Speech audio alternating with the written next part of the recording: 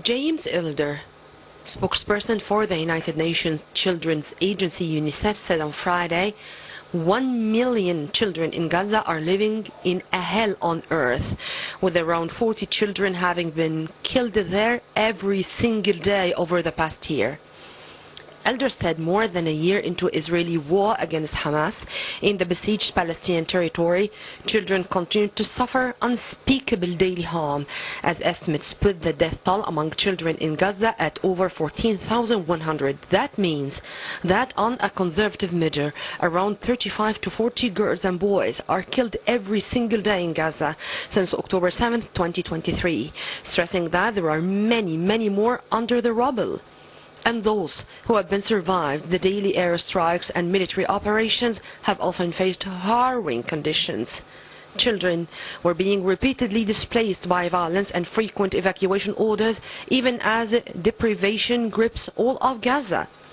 Elder described the experience of a 7-year-old girl named Qamar, who was struck in the foot during an attack on Jabaliyah camp in northern Gaza.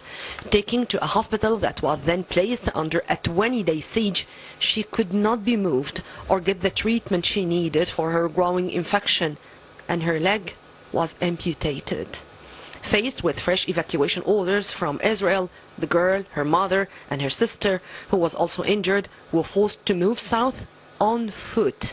Elder continued to say that they now live in a ripped tent surrounded by stagnant water, where Qamar was of course deeply traumatized and without access to prosthetics. UNICEF had already warned that Gaza had become a graveyard for thousands of children a year ago, and in last December the agency had declared Gaza the most dangerous place in the world to be a child.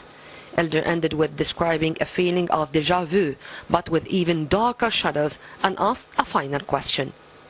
If this level of horror does not stir our humanity and drive us to act, then whatever will.